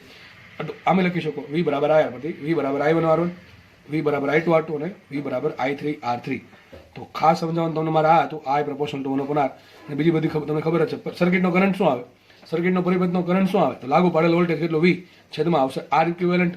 બધાને ખબર છે આર ઇક્વિવેલન્ટ શું હોય? તો 1/r ઇક્વિવેલન્ટ બરાબર શું આવે? 1/r1 plus 1/r2 plus 1/r3. સમજ પડે કે ન પડે? તો બસ આ વસ્તુ છે. તો ખાસ યાદ રાખજો કઈ બ્રાન્ચમાં કેટલો કરંટ જાય, કોના પર ડિપેન્ડ કરે? અવરોધ પર. જેટલો બ્રાન્ચમાં અવરોધ વધારે એટલો કરંટ ઓછો જાય. શ્રેણીમાં તો કંઈ ઓપ્શન જ નથી, બિચારા એક જ બ્રાન્ચ હતી, એમાંથી જવું પડે બધું, બરાબર. એ તો એની પાસે ઓપ્શન છે, તો સિલેક્ટ કરશે કે મારે ક્યાંથી કેટલું જવું. તો મતલબ સમજો, એક તમે જોડે સમજાવી દઉં. Short circuit. માનો કે ચોથો વાયર હું આમ જોડી દઉં, સમજો ખાલી. ચોથો વાયર હું આને સમાંતર મારી રીતે જોડી દઉં છું. મારા ભાઈ તો 4 વાયર થઈ ગયા, 1 2 3 4. અને આ તો બેટરી વાળી બ્રાન્ચ છે. ધારો કે મારા ભાઈ કુલ 4 બ્રાન્ચ છે, 1 2 3 ને 4. હવે અહીંયા આ બ્રાન્ચમાં અવરોધ આર વન છે, આ બ્રાન્ચમાં અવરોધ આર ટુ છે, આ બ્રાન્ચમાં અવરોધ આર થ્રી છે, અને અહીંયા મેં કોઈ અવરોધ જોડ્યો નથી. સમજો ભાઈ, હું શું કહું છું ખાસ સમજો, બાકી આ નહીં આવડે, બરાબર છે. સમજી લો એક જ વખત, પણ બહુ નાનું એવું છે, બહુ ઈઝી છે. આ વસ્તુ સમજાય ગઈ તો આ ફટાફટ સમજી જશે. જો અત્યાર સુધી 3 બ્રાન્ચ હતી, એમાં 4 બ્રાન્ચ કરી નાખી. જો મતલબ શું છે? જો આ જે ચોથી બ્રાન્ચ છે ને, એમાં મેં કોઈ અવરોધ નથી જોડ્યો. મેં શું જોડ્યો? Direct wire જોડ્યો. શું જોડ્યો? મેં ડાયરેક્ટ વાયર. તો મને એમ કહો, આ બ્રાન્ચમાં અવરોધ કેટલો? R one. આ બ્રાન્ચમાં અવરોધ કેટલો? R two. આ બ્રાન્ચમાં અવરોધ કેટલો? R three. અને આ જે ચોથો વાયર જોડ્યો છે એનો કંઈક પ્રેક્ટિકલ લાઈફમાં અવરોધ તો હશે ડેફિનેટલી. મેં કીધું છે કે અહીંયા આપણે અવરોધ કેટલો ગણવાનો છે? 0 ગણવાનો છે. મતલબ કે આ ચોથી બ્રાન્ચ છે એ ચોથી બ્રાન્ચનો અવરોધ કેટલો? 0 ઓહમ. આનો અવરોધ R1, આનો અવરોધ R2, આનો અવરોધ R3. તો કરંટ પાસે 4 રસ્તા છે. 0 ઓહમ વાળો રસ્તો, R1 ઓહમ, R2 અવરોધ વાળો અને R3 અવરોધ વાળો. કરંટ કઈ બધા થાય? કરંટ કે ભાઈ મને આવી સિચ્યુએશન બીજે ક્યારેય ન મળે. ભાઈ કરંટ એમ કહેશે કે મને 0 ઓહમ વાળો રસ્તો મળ્યો તો ભાઈ ઉપર જવું જ નથી, બધો કરંટ અહીંથી ફ્લો થઈ જશે, બધો કરંટ અહીંથી ફ્લો થઈ જશે. યાદ રાખજો, ઉપરની આખી સર્કિટ નકામી. આને કહેવાય શોર્ટ સર્કિટ. સર્કિટના કોઈ પણ 2 પોઈન્ટને શું કરી દેવાના? સુવાહક વાયર વડે જોડી દઈએ તો કરંટ છે ને, બધો કરંટ જેટલો પોસિબલ હોય એટલે બધો કરંટ અહીંથી ફ્લો થઈ જશે. બરાબર છે? તો વિચારો આપણા કેસમાં જો આપણે શોર્ટ સર્કિટ કરી હોય સર્કિટના પ્રમાણે તો શું થાય?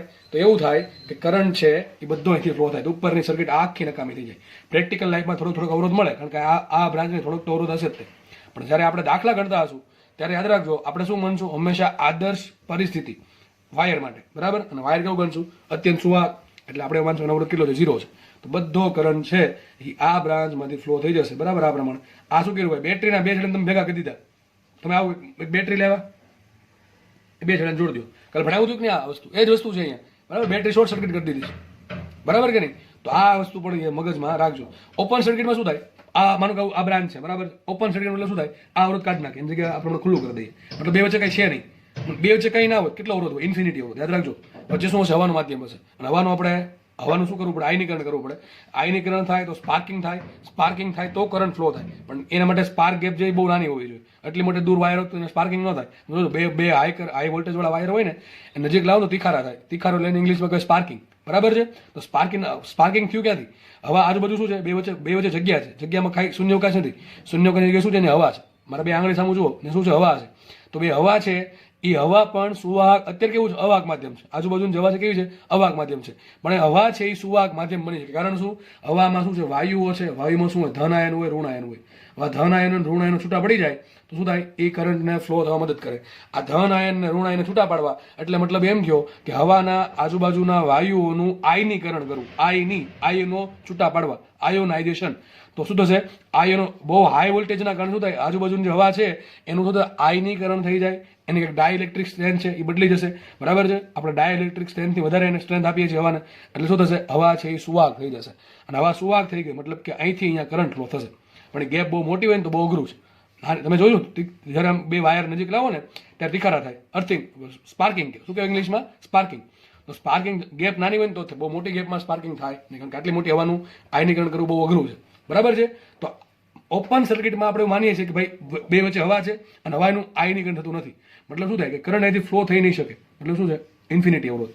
શોર્ટ સર્કિટમાં 0 અવરોધ હોય, ઓપન સર્કિટમાં ઇન્ફિનિટી અવરોધ હોય. મતલબ શું થાય? અરે ભાઈ ઓપન સર્કિટ મતલબ 2 બ્રાન્ચને છૂટી પાડી દે, અહીંથી કરંટ જ નહીં ફ્લો થાય. કારણ કે આ 2 ખુલ્લા છેડા છે. 2 છેડા કેવા થઈ ગયા? ખુલ્લા થઈ ગયા. તો આ થઈ ગયો ઓપન સર્કિટ. સર્ચ પડે કે ન પડે? બધો કરંટ ક્યાંથી ફ્લો થશે? આ બ્રાન્ચ હોય તો બધું અહીંથી પસાર થશે. મને કે આ બ્રાન્ચ નથી, R1 છે ને R2 છે, તો થોડોક R1 માંથી થોડોક R2 માંથી, R3 માંથી પસાર થાય જ નહીં, કારણ કે ઓપન સર્કિટ થઈ ગઈ. બરાબર કે નહીં? તો આ વસ્તુ ભાઈ બધી યાદ રાખી. ઓપન સર્કિટ, શોર્ટ સર્કિટ બધું તમને ક્લિયર કરાવી દીધું. ચલો ક્વેશ્ચન સોલ્વ કરીએ આપણે. શું કહે છે જો? 2 અવરોધો R અને φR ને 20 વોલ્ટની બેટરી સાથે શ્રેણીમાં જોડેલા છે. ઓકે, ચલો શું કહે છે? 2 અવરોધો R છે અને φR છે, એને 20 વોલ્ટની બેટરી સાથે શ્રેણીમાં જોડેલા છે. તો આપણને પરિપથમાં પ્રવાહ મળે છે. સર્કિટ દોરી આપણે ફટાફટ જો. સર્કિટ દોરવામાં સમય બગાડવાનો નહીં હોય, ફટાફટ જ હોય. જેવી આવડે ફટાફટ દોર દેવાની. બહુ શણગારવા બેસવું નહીં, બાકી સમય ઘટશે. પછી આખો વરા મળશે શણગારવા, બહુ સમય ઘટશે ને તો પછી ડ્રોપ લેશો ને તો 2 અવરોધ R ને φR છે. એક અવરોધ R છે, એક અવરોધ φR છે. બેન શું કર્યું? શ્રેણીમાં જોડ્યા. અને યાદ રાખો, R નો દાખલો શું કરવાનું? સર્કિટ વાળો ગુજરાતી ભાષામાં આપ્યું હોય તો પેલા સર્કિટ દોર દેવાનું. તો ચોલામાં સર્કિટમાં કરંટ શું મળે? કરંટ મળે કે ન મળે? ચલો I, ધારો કે I કરંટ મળે તો I બરાબર શું આવશે? લાગુ પડેલ વોલ્ટેજ છેદમાં સમતુલ્ય અવરોધ. 2 શેમાં છે? શ્રેણીમાં સમાંતરમાં. ડેફિનેટલી શ્રેણીમાં છે તો શું થાય? 5 અને 1 6 8 થાય. આપણને આટલું કીધું. આને આપણે સમીકરણ નંબર 1 આપી દઈએ, કારણ કે આનો કંઈક યુઝ થતો હશે. શું કહે છે? 2 અવરોધો R અને φR ને 20 વોલ્ટની બેટરી સાથે શ્રેણીમાં જોડા. કેટલો પ્રવાહ મળ્યો? I મળ્યો. I બરાબર શું હશે? વિના છેદમાં 6 8. ખબર પડી કે? આગળ વધીએ. જો પ્રથમ અવરોધને, હવે આગળ એમાં લખે છે, જો પ્રથમ અવરોધને ખેંચીને તેની લંબાઈ બમણી કરવામાં આવે. થોડુંક વિડીયો વચ્ચે ઇન્ટરપ્ટ થઈ ગયો હતો એટલા માટે. બરાબર છે? જો પ્રથમ અવરોધને ખેંચીને તેની લંબાઈ બમણી કરવામાં આવે, એટલે જે પહેલો અવરોધ છે ને R, એને ખેંચીને લંબાઈ બમણી કરવાની છે, એટલે કંઈક બદલી જશે. તથા બીજા અવરોધની આડછેદની ત્રિજ્યા બમણી કરવામાં આવે છે. એટલે ટૂંકમાં જો φR અવરોધ છે એની ત્રિજ્યા શું કરી? બમણી કરી. ત્યારબાદ જે અવરોધો મળે છે આનો કંઈક અવરોધ બદલી જશે, આનો કંઈક અવરોધ બદલી જશે. જે બે અવરોધ નવા મળ્યા આપણને એને શું કરવાની, સમાંતરમાં જોડવાનું છે. હવે આપણે નક્કી શું કરવું પડે, સર્કિટ દોરવાની છે સમાંતરની, પણ સર્કિટ દોરવા માટે મારે શું જરૂર પડે, અવરોધોની. અવરોધ નહીં હજી મને આપ્યા નથી. મને એમ કીધું કે આ અવરોધ આર છે, એની લંબાઈ બમણી કરી, અવરોધ ફાયર છે એની ત્રિજ્યા બમણી કરી. તો આપણને ખબર પડવી જોઈએ કે અવરોધના લંબાઈ અને જે એરિયા છે એમાં ચેન્જીસ કરવાથી શું ફરક પડે. તો હું ડાયરેક્ટ લખી નાખું છું. આ પહેલા અવરોધ છે એના માટે શું લખાય, R proportional to L square. નથી આપ્યું કે કદ અચલ રહે છે, પણ આપણે માની લેવાનું, બરાબર છે. આદર્શ કન્ડિશનમાં માની લેવાનું કે પહેલા અવરોધની લંબાઈ ખેંચીને બબલ કરી, બરાબર છે. એનો જે એનું કદ છે બદલાતું છે નહીં. તો શું આપણે ખબર છે, આર પ્રપોર્શનલ ટુ શું આવશે, એલ સ્ક્વેર આવશે. હું ડાયરેક્ટ લખી નાખું છું, લંબાઈ બમણી છે. જો આ અવરોધની લંબાઈ થઈ બમણી, તો પહેલા માનો કે લંબાઈ એલ હતી, હવે એલ જગ્યાએ શું મૂકશું આપણે, 2L મૂકશું. અથવા લંબાઈ થઈ ગઈ બમણી, 2 મૂકી દો, 2 નો વર્ગ 4, મતલબ કે આ અવરોધ થશે 4 ગણો. લખી નાખું છું, આર અવરોધ છે એની લંબાઈ કેટલી કરી, ડબલ કરી, લંબાઈ ડબલ કરી છે, તો અવરોધ થઈ જશે 4R. શું થઈ જશે અવરોધ થઈ જશે 4R. ખાસ સમજો, બરાબર છે. આ અવરોધ આર હતો, એને ખેંચી નાખી, લંબાઈ ડબલ કરી, અવરોધ થઈ જશે 4R. પહેલા તો આર, તો અવરોધ 4 ગણો થઈ ગયો, તો થઈ ગયો 4R. હવે વાત કરીએ આ ભાઈની. ચલો બીજા અવરોધ માટે શું કર્યું, બીજા અવરોધ માટે તમે ત્રિજ્યા બમણી કરી. ત્રિજ્યાને કોને લેવા દેવા છે, ક્ષેત્રફળ સાથે લખાઈશું are proportional to 1/a square. કઈ સૂત્ર વાપર્યું મેં, આર બરાબર રોયલ બાય એ, એમાં એ વડે ગુણ્યા એ વડે ભાંગા, અથવા એલ વડે ગુણ્યા એલ વડે ભાંગા, તમને આવા રિઝલ્ટ મળી જશે જે આગળ ભણાવેલા છે. R proportional to A square. પણ મને એરિયાની કોઈ વાત નથી કરી, મને ત્રિજ્યાની વાત કરી. વિચારો કોઈ તાર હોય, વાયર હોય આ પ્રમાણે, બરાબર છે. આ પ્રમાણે વાયર છે, વાયર એની ત્રિજ્યા આર હોય, તેનો આડ છેદનું ક્ષેત્રફળ શું હોય, પાય આર સ્ક્વેર. શું હોય, પાય આર સ્ક્વેર. તો વિચારો એ બરાબર પાય આર સ્ક્વેર હોય, સમજો ખાસ, એ બરાબર પાય આર સ્ક્વેર હોય, બરાબર છે. એનો આર છેદનો એરિયા તો લખાય એ પ્રપોર્શનલ ટુ આર સ્ક્વેર, નો લખાય, બરાબર કે નહીં. એ પ્રપોર્શનલ ટુ શું લખાય, આર સ્ક્વેર લખાય. એ પ્રપોર્શનલ ટુ આર સ્ક્વેર, એનો વર્ગ શું હોય, એનો વર્ગ પ્રપોર્શનલ ટુ આર ની 4 ઘાત. શું હોય, એનો વર્ગ પ્રપોર્શનલ ટુ આર ની 4 ઘાત. તો મતલબ આમ લખાય કે ભાઈ એના વર્ગની જગ્યાએ શું લખાય, આર ની 4 ઘાત. હવે સમજો, હવે રિઝલ્ટ મળી ગયો આપણને. તો આપણે સાબિત થયું આર પ્રપોર્શનલ ટુ 1/r ની 4 ઘાત. આર શું છે, આ સ્મોલ આર ત્રિજ્યા છે. શું છે, આ સ્મોલ આર ત્રિજ્યા છે, આ ત્રિજ્યા છે, આ કેપિટલ આર અવરોધ છે. તો શું કીધું છે, ત્રિજ્યા બમણી કરી. કેવી કરી, બમણી. તો બમણી કરો, બે આર ની શું મૂકશો, 2 ની 4 શું થાય, 16 થાય. શું થાય, 16 થાય. મતલબ શું થાય, અવરોધ થાય 16માં ભાગનો. અવરોધ હતો કેટલો, ફાયર ને, કેટલું થઈ જશે, ફાયર બાય 16. સમજ પડે કે ન પડે, સમજ પડી જાય. બધું ધોરણ 11 થી સમજાવતા આવું છે, આવું બધું આ ગણતરી, બરાબર છે. ફરીથી કહી દઉં કે ત્રિજ્યા બમણી કરી, શું કરો, બમણા ને 4 ઘાત. તો 2 ની 4 કરી, 2 2 4 2 8 2 16. તો અવરોધ થશે 16માં ભાગનો. હતો કેટલો, ફાયર હતો, કેટલો થઈ જશે, ફાયર બાય 16. તો મને બે નવા અવરોધ મળી ગયા.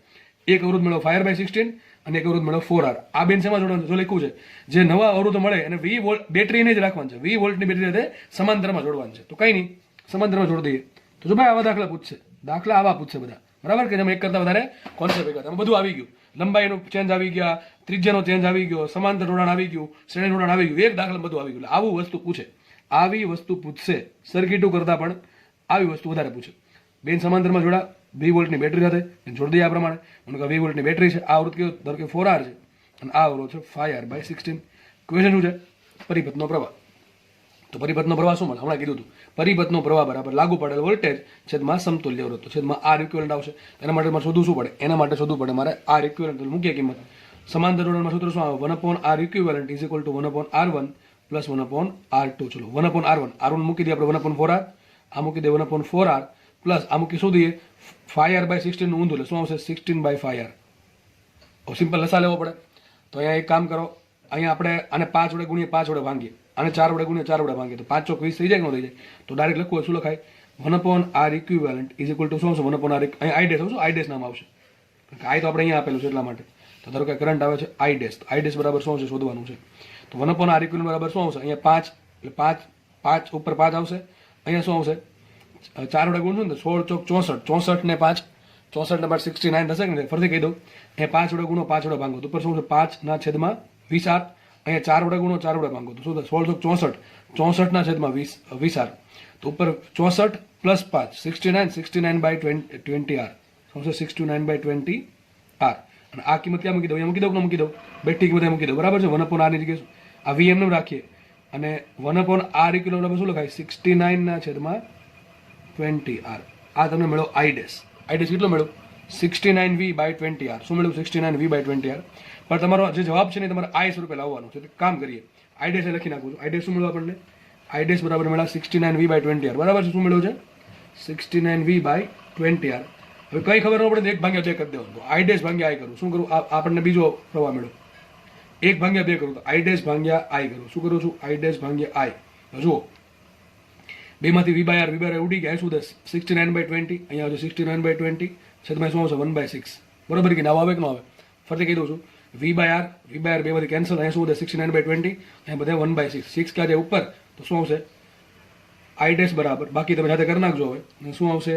69 × 6/20 × I. બાકીની ગણતરી થોડી જાતે કરી નાખી. બરાબર? એટલે તો આવડશે કે નહીં આવડે? લસા સોરી છેદ ઉડતા જ ઉડાડતા હોય, બીજું કાંઈ છે નહીં. બાકી તમે આમે કરી શકો. 69 × 6 કરો, 17 છંગ 7 છંગ 42, 420. 420 માંથી 6 બાદ કરીએ તો 720 માં સોરી 420 નહીં, 7 છંગ 42. 420 માંથી 6 બાદ કરીએ તો 414. 414 ભાગ્યા 10 એટલે કેટલા થાય? 41.4. 41.4 ના અડધા એટલે કેટલા? 22.5 નહીં, બરાબર 41.4 હતા ને? બરાબર, હા 41.4 ના અડધા કરવાના છે. શું થશે? 20.7. બરાબર, તો શું આન્સર આવશે? 20.7. તો આ પ્રમાણે તમારો આન્સર આવશે I ડેશ બરાબર 20.7 I આવશે. બરાબર છે? આવો તમારો જવાબ. તો દાખલો બહુ ઇઝી છે, પણ આમ બધી ખબર પડવી જોઈએ. મેં કંઈ ભૂલ પડી તો દાખલાનો જવાબ ખોટો આવશે. તો બધા દાખલા આવા પૂછાય છે. લગભગ આ દાખલાનો જેવો કંઈક પૂછેલો દાખલો છે. બરાબર કે નહીં? તો દાખલા પૂછાય ભાઈ આપણને, કંઈ વાંધો નહીં, આપણે દાખલો ગણવાનો છે. બરાબર, વ્યવસ્થિત રીતે. નેક્સ્ટ ભણીએ આપણે કિર્ચોફના નિયમો. જો આ વસ્તુ IMP છે, કારણ કે આનો યુઝ કરશું આપણે દાખલા ગણવા માટે. એમાં ખાસ કિર્ચોફના બીજા નિયમનો. તો કિર્ચોફના 2 નિયમ હતા, પહેલો અને બીજો. તો બધાને આવડતા જ હશે, હું માની લઉં છું બધાને આવડે છે. તો પહેલો નિયમ કોના માટે છે? કરંટ માટે છે, જે કે જંકશન તરફ કરંટ કેટલો આવે છે અને જંકશન તરફથી દૂર કેટલો કરંટ જાય છે. બીજો નિયમ છે કે ક્લોઝ સર્કિટ માટે અથવા લૂપ માટે અથવા કોઈ બે છેડા વચ્ચે વોલ્ટેજ શોધવા માટે. બરાબર છે? તો આપણે બધાને ખબર છે કે ભાઈ માનો કે કોઈ મેં ડાયાગ્રામ દોર્યો છે, એ ડાયાગ્રામ પ્રમાણે મારે I1 I2 અને I3 વચ્ચેનો સંબંધ શોધવો છે. આની વાત કરું છું કિર્ચોફના પહેલા નિયમની. તો આ જંકશન કહેવાય. બરાબર છે? કે જ્યાં બધી બ્રાન્ચ ભેગી થાય છે. તો જોતા એવું લાગે છે કે I1 કરંટ જંકશન તરફ જાય છે, I2 કરંટ જંકશન તરફ આવે છે અને I3 કરંટ જંકશનથી દૂર જાય છે. હવે માનો કે એવું થયું કે માનો કે 5 એમ્પિયર કરંટ આવ્યો, અહીંથી 5 એમ્પિયર કરંટ આવ્યો, કુલ 10 એમ્પિયર કરંટ અહીંયા આવે. માનો કે બહારથી અહીંથી નીકળે 9 એમ્પિયર જ નીકળે. મતલબ શું થયું? જંકશન પોતે 1 એમ્પિયર કરંટ ખાઈ ગયું. એવું કોઈથી થાય નહીં. બરાબર? જંકશન પોતે કોઈ પણ કરંટ ધરાવતું નથી અને એ જે છે એ પોતાની પાસે કોઈ કરંટનો સંગ્રહ નહીં કરે. શું કરશે જંકશન? જેટલો કરંટ આવે છે એટલો કરંટ જવા દેશે. બરાબર? જેટલો કરંટ આવે છે એટલો કરંટ હંમેશા જવા દેશે. તો બસ આપણે એટલું ધ્યાન રાખવાનું છે કે જંકશન તરફ કુલ કેટલો પ્રવાહ આવે છે એટલો જ કરંટ જંકશનથી દૂર જતો હશે. બરાબર છે? તો જંકશન તરફ આવતો કુલ પ્રવાહ બરાબર જંકશનથી દૂર જતો પ્રવાહ. જંકશન કોઈ પણ પ્રકારનો કરંટ છે એ ઉત્પન્ન નથી કરતું અથવા કોઈ પણ પ્રકારનો પ્રવાહનો સંગ્રહ પણ નથી કરતું. એ શું કરે? જસ્ટ જેટલો પ્રવાહ આવે છે એટલો પ્રવાહ જવા દે છે. સિમ્પલ વસ્તુ છે. બરાબર છે? તો માનો કે દેખીતી વાત છે, આ તીર જોવાનું ખાસ. આ I1 જેટલો કરંટ જંકશન તરફ આવ્યો, આ I2 જેટલો કરંટ જંકશન તરફ આવ્યો અને I3 જેટલો કરંટ જંકશનમાંથી દૂર જાય છે. તો લખાઈશું I1 + I2 = I3. શું લખાય? I1 + I2 = I3. સિમ્પલ વસ્તુ છે. બરાબર? આ લેખ પર આપેલ આકૃતિ માટે શું લખાય? I1 + I2 = I3. તો બસ આ જ વસ્તુ છે, આપણે આને યુઝ કરશું. બરાબર? અલગ અલગ દાખલામાં વાત કરીએ બીજા નિયમની. બીજો નિયમ કામનો છે, કિર્ચોફનો બીજો નિયમ. હવે આ નિયમ છે ને તમને હું આખા ડાયાગ્રામથી સમજાવીશ. બરાબર? કે બીજો નિયમ જે છે સેકન્ડ લો ઓફ કિર્ચોફ. બરાબર છે? તો એ આપણે એક ડાયાગ્રામની સમજ. માનો કે આ પ્રમાણે તમને સર્કિટ આપી છે. સર્કિટમાં આડે થડ ગમે એમ પ્રવાહ આપણે આપી દીધા. માનો કે બેટરી છે, એના લખવું પડે તો કે ε1, ε2, ε3, ε4, ε5, ε6. ધારો કે આ પ્રમાણે 6 બેટરી છે, એનું કનેક્શન છે, આપણે આ સોલ્વ કરવાનું છે. આપણે ટૂંકમાં આ લૂપ માટે શું કરવાનું છે? કિર્ચોફનો બીજો નિયમ લાગુ પાડવાનો છે. તો શું કરશું બોલો? કોઈ પણ એક પહેલા પોઈન્ટ પસંદ કરવાનો. કોઈ પણ એક A B, એવું નહીં કે A B વચ્ચે ગમે ત્યાં કોઈ પણ તમે પોઈન્ટ પસંદ કરી શકો. ચલો આપણે એ પોઈન્ટ પસંદ કર્યો. હવે હું છે ને અલગ પેજમાં તમને આખું લખીને સમજાવું છું. કરવાનું શું? જો એક પોઈન્ટ પસંદ કર્યો, માની લો કે વોલ્ટેજ VA છે. કેટલો? આપણને ખબર નથી. દરેક પોઈન્ટ પાસે કંઈક તો વોલ્ટેજ હોય. બરાબર છે? સર્કિટ વડે દરેક પોઈન્ટ પાસે કંઈક વોલ્ટેજ હશે. બરાબર? તો ધારો કે આપણને કંઈ ખબર છે નહીં, A પાસે કેટલો વોલ્ટેજ છે? VA છે. ધ્યાનથી સમજો, A પાસે વોલ્ટેજ છે VA. બરાબર છે? અને બધું આપણે બરાબરની આ બાજુ લખશું. હું શું કહું છું ખબર પડી જશે. તો ધારો કે વોલ્ટેજ VA છે, પછી આગળ વધવાનું. શું કરવાનું છે? આગળ વધવાનું છે. આગળ વધતા વધતા આપણે આ દિશામાં જઈએ છીએ. બરાબર? આપણે ક્લોકવાઇઝ જઈએ છીએ. ક્લોકવાઇઝ એટલે કે સમઘડી દિશામાં આ પ્રમાણે ગતિ કરે. તમે આમે ગતિ કરી શકો, આમે ગતિ ગમે એમ કરો, કંઈ ફરક પડે નહીં. કિર્ચોફભાઈ નિયમ જ એવો બનાવ્યો છે કંઈ ફરક પડતો જ નથી. તો VA, ધારો કે વોલ્ટેજ VA છે, આગળ વધીએ. આગળ વધતા વધતા પહેલાં શું? બેટરી હાથમાં આવી. બેટરીનો કયો છેડો હાથમાં આવ્યો? પેલા ધન છેડો હાથમાં આવ્યો. બેટરીનો ધન છેડો હાથમાં આવ્યો. તો જ્યારે બેટરીનો તમે જે દિશામાં ગતિ કરો છો એમાં ધન છેડો હાથમાં આવતા એટલે લખવાનું -E1. બરાબર? -E1. પછી આગળ વધ્યા તો જો આગળ શું આવ્યું? અવરોધ આવ્યો. નામ આપણને રહી ગયું R1, R2, R3, R4, R5 ને R6. ચલો આ પ્રમાણે નામ આપી દઈએ આપણે. બરાબર છે? તો શું આવ્યું? જો તમે જે દિશામાં આગળ વધો છો એ દિશામાં અવરોધ આગળ આવ્યો. હવે કરંટ જોવાનું, કરંટ કઈ દિશામાં છે? જે દિશામાં આગળ વધીએ છીએ એ જ દિશામાં કરંટ છે. જે દિશામાં આગળ વધો છો એ જ દિશામાં કરંટ આવે તો કરવાનું માઇનસ. આ અવરોધ છે, કેટલો કરંટ પસાર થયો? I1. અવરોધમાંથી કરંટ પસાર થયો I1. તો R1 અવરોધમાં બે છેડા વચ્ચે કેટલો વોલ્ટેજ હશે? I1 R1. તો જે દિશામાં જાઓ છો એ જ દિશામાં કરંટ મળે તો આવશે minus R1 R1 minus I1 R1. ચલો આગળ વધ્યા, બી પાસે પહોંચ્યા, કઈ વાંધો નહીં, આગળ વધીએ છીએ આપણે, આગળ વધીએ છીએ. શું આવી? બેટરી આવી. બેટરીનો કયો છેડો આવ્યો? ઋણ છેડો આવ્યો, તો લખવાનો પ્લસ એપ્સિલોન 2. બરાબર, બેટરીનું કામ પૂરું. આગળ વધ્યા, મને કરંટ મળ્યો. કયો સામો કરંટ મળ્યો? I2 જેટલો કરંટ સામો મળે છે. I2 જેટલો કરંટ સામો મળે છે. હવે I2 જેટલો કરંટ સામો મળ્યો કે આપણી દિશામાં આવ્યો? સામો મળ્યો છે. સામો મળે ને પ્લસ કહેવાય. બરાબર છે, તો શું આવશે? I2 R2. એક જ વસ્તુ યાદ રાખવાની, ગતિ જે દિશામાં કરો છો એમાં બેટરીનો ધન છેડો આગળ આવે તો માઇનસ કરવાનું, બેટરીનો ઋણ છેડો આવે તો પ્લસ, ટૂંકમાં ઊંધું, પ્લસ છેડો આવે તો માઇનસ કરવાનું, માઇનસ છેડો આવે તો પ્લસ કરવાનું. બરાબર છે. પછી બીજી વસ્તુ, એક વસ્તુ યાદ રાખવાની, બેટરી માટે શું યાદ રાખવાનું? બેટરી માટે એવું યાદ રાખવાનું કે બેટરીનો ધન છેડો આગળ આવે તો માઇનસ કરવાનું, માઇનસ છેડો પહેલા મળે આપણને સામો તો પ્લસ કરવાનું. અવરોધમાં શું કરવાનું? જે દિશામાં આપણે ગતિ કરીએ છીએ એ જ દિશામાં કરંટ હોય. બરાબર છે, કરંટ એ જ દિશામાં હોય તો માઇનસ કરવાનું, માઇનસ R1. અને મને કંઈ કરંટ સામો મળે તો પ્લસ કરવાનું. બસ આટલી વસ્તુ યાદ રહે, કિર્ચોફનો બીજો નિયમ આવડી ગયો. અને બધી વસ્તુ આપણે એક જ સાઈડ લખશું, બધી વસ્તુ આપણે બરાબરની એક સાઈડ જ લખશું. છેલ્લે કહું છું હું શું બોલું છું એ, બરાબર છે? ફરીથી કહું છું, બેટરીનો ધન છેડો આગળ આવે તો માઇનસ કરો, પ્લસ ઋણ છેડો આગળ આવે તો પ્લસ કરો.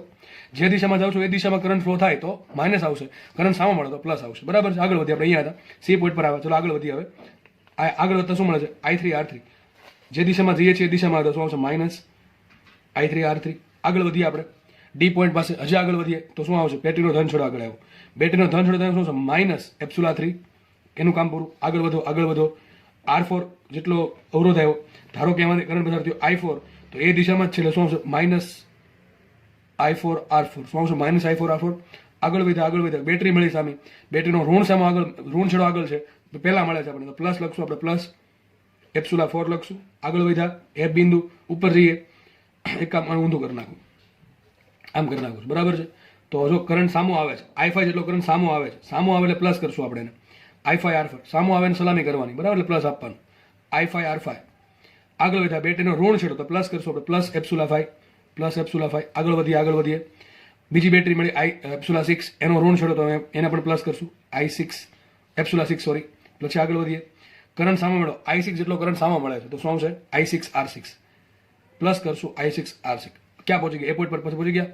જેવા તમે એ પોઈન્ટ પાસે પહોંચ્યા એટલે શું કરવાનું? બરાબર 0. શું કરવાનું? બરાબર 0. બધા બરાબર 0. સમજ પડી ગઈ કે પડી ગઈ? સોરી, બરાબર 0 નહીં, બરાબર શું છે? VA આવશે. બરાબર કે નહીં? એટલે એ પોઈન્ટ પાસે પહોંચ્યા, એ પોઈન્ટ પાસે કેટલો વોલ્ટેજ છે? VA છે. હવે એક કામ કરો, જો આ VA છે ને, એક કામ કરો, આ VA, બરાબર દેખાતું નહીં કદાચ તમને. ઓકે, ચલો, આપણી પાસે સમીકરણમાં પહેલા VA હતું, હજી પણ VA છે. આ VA ને આ બાજુ લેજો, 0 થઈ જશે, બધું શું લખાય? આવું લખાશે, આખું પદ આવશે. Minus epsilon 1 minus I1 R1 plus epsilon 2 plus I2 R2 minus I3 R3 minus epsilon 3 minus I4 R4 plus epsilon 4 plus I5 R5 plus epsilon 5 plus epsilon 6 plus I6 R6 બરાબર 0 આવશે. હું તમે એમ કીધું બધું છે ને આ બાજુ આપણે બધું ક્યાં લખશું? ડાબી બાજુ લખશું, અને જમણી બાજુ લખશું ખાલી 0. આ મારો નિયમ યાદ રાખવું. બરાબર છે. બધું આપણે ક્યાં લખશું? સમીકરણની ડાબી બાજુ. બરાબર છે ને, બરાબર એની ડાબી બાજુ લખશું, અને છેલ્લે શું લખશું? 0. ક્યારે 0 ક્યારે લખવાનો? બંધ ગાળો કમ્પ્લીટ થાય તો જ. એ બિંદુથી સ્ટાર્ટ કર્યું હતું અને એ બિંદુ પર પહોંચી ગયા તો 0 લખવાનું. તમે માનો કે જી બિંદુ પર રૂકી જાવ છો તો 0 નહીં આવે, તો ત્યાં શું આવશે? VG આવશે. એક કામ કરીએ, માનો કે મેં આખા બંધ ગાળા માટે જો હું કિર્ચોફનો નિયમ વાપરું, આવું આવશે. બરાબર, છેલ્લે શું આવશે? 0 આવશે. પણ સર મારે ખાલી આ બ્રાન્ચ માટે જ વાપરો તો શું કરવાનું? કંઈ નહીં, જો આ પ્રમાણે જો આપણે ખાલી આ બ્રાન્ચ માટે વાપરીએ છીએ તો કરવાનું શું? ધ્યાનથી સમજો. આ બહુ કામ લાગશે, આ પણ બહુ કામ લાગશે, ને આપણે બહુ કામ લાગશે. બંધ ગાળા માટે લખો તો બરાબર 0 આવશે. બધું ક્યાં લખવાનું? સમીકરણની ડાબી બાજુ લખવાનું. બેટરીનો ધન છેડો સામો મળે તો માઇનસ લખવાનું, જે દિશામાં જાઓ છો એ દિશામાં જ કરંટ હોય તો માઇનસ લખવાનું, બેટરીનો ઋણ છેડો સામો મળે તો પ્લસ લખવાનું, સામો કરંટ આવે તો પ્લસ લખવાનું. બરાબર, આ 4 વસ્તુ, ખાલી 4 જ નિયમ. અને આખો બંધ ગાળો પૂરો કરો તો બરાબર 0 આવશે. માનો કે આખો બંધ ગાળો પૂરો નથી કરતા, તમે પાર્શિયલ ભાગ લો, એટલો ભાગ લઈએ ચલો તો શું આવશે? જો અહીંથી સ્ટાર્ટ કરીએ તો ધારો કે આ બિંદુ પાસે વોલ્ટેજ VA છે. કેટલું છે બિંદુ પાસે વોલ્ટેજ VA? આગળ વધ્યા, એપ્સિલોન 1 બેટરીનો ધન છેડો આગળ આવ્યો તો શું લખશું આપણે? Minus epsilon 1. પછી આગળ વધ્યા, કરંટ કેટલો? I1, અવરોધ કેટલો? R1. જે દિશામાં જાવ છો એ દિશામાં જાવ છો માઇનસ I1 R1. માનો કે તમારે B પાસે રૂકી જવું છે, તમારે શું કરવું છે? B પાસે રૂકી જવું છે, બરાબર VB. બસ પૂરું થઈ ગયું, અહીંયા પૂરું થઈ ગયું. આ ખાસ આવડવું જોઈએ ભાઈ, આપણે આવડવું જોઈએ.